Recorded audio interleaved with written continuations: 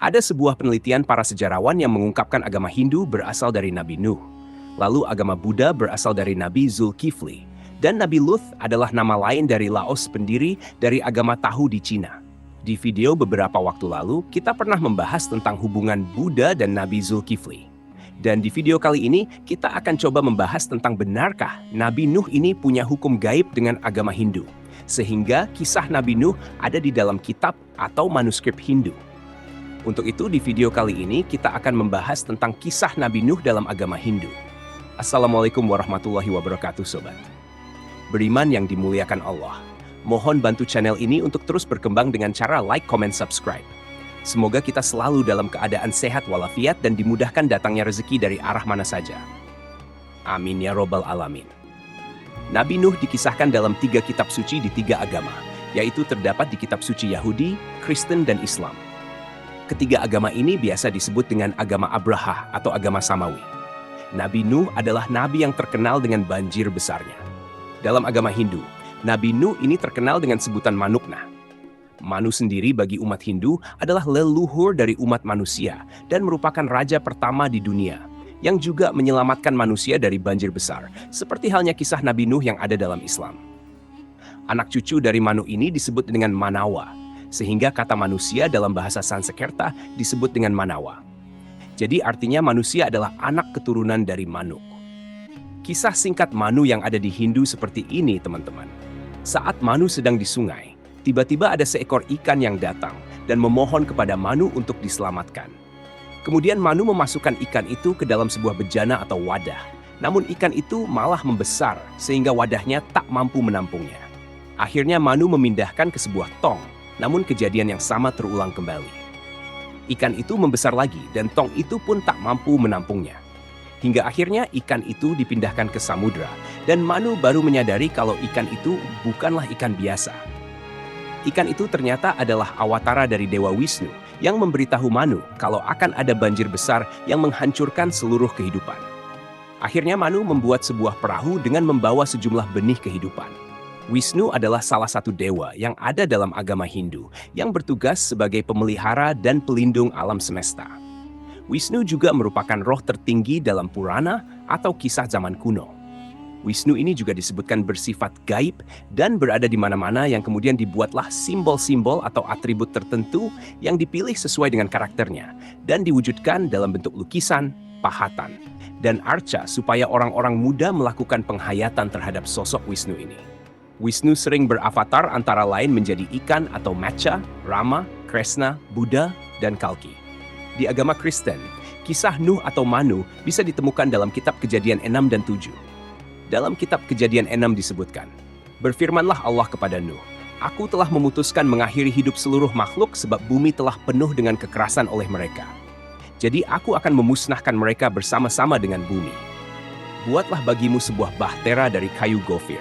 Bahtera itu harus kau buat berpetak-petak dan harus kau tutup dengan pakal dari luar dan dari dalam. Sebab sesungguhnya, Aku akan mendatangkan air bah untuk meliputi bumi untuk memusnahkan segala yang hidup dan bernyawa di kolong langit. Segala yang ada di bumi akan mati binasa. Tetapi dengan engkau aku akan mengadakan perjanjianku dan engkau akan masuk ke dalam bahtera itu. Engkau bersama dengan anak-anakmu dan istrimu dan istri anak-anakmu." Jika di Islam, kisah Nuh atau Manuk bisa dibaca di Al-Quran surat Al-Muminun dan surat Asy-Syu'ara. Nuh berdoa, "Ya Tuhanku, tolonglah aku karena mereka mendustakan aku."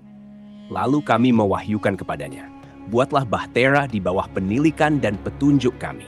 Maka apabila perintah kami telah datang dan tanur telah memancarkan air, maka masukkanlah ke dalam bahtera itu sepasang dari tiap-tiap jenis dan juga keluargamu, kecuali orang yang telah lebih dahulu ditetapkan akan ditimpa azab di antara mereka.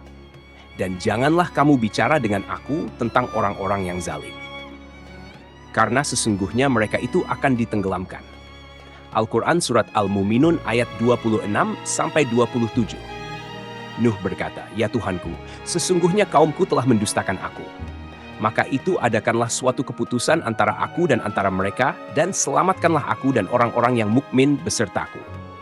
Al-Quran Surat Asy-Syu'ara ayat 117-118.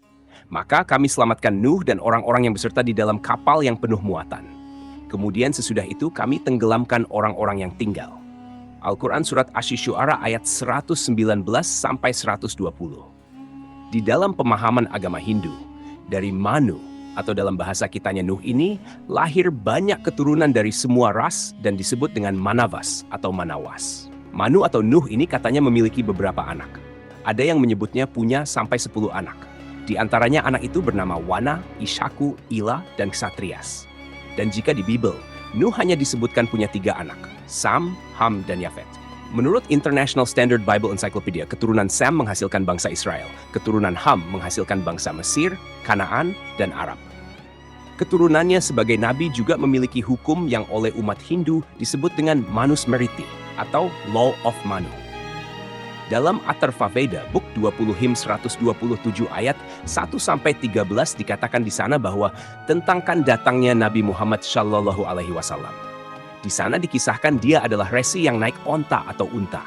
Tidak mungkin itu orang India, karena resi India atau Brahman tidak boleh naik unta. Kemudian berdasarkan Subscribe Book of the East, volume 25, menurut manusia, seperti dikatakan di sana bahwa seorang Brahman dilarang menaiki unta atau keledai. Ini tambahan sedikit. Ternyata cerita tentang Nabi Nuh dan banjir terdapat juga di dalam cerita dari Yunani kuno. Dikisahkan Prometheus menasihati anaknya Deucalion agar membuat sebuah peti. Tujuannya sebagai tempat berlindung karena akan ada banjir yang akan terjadi.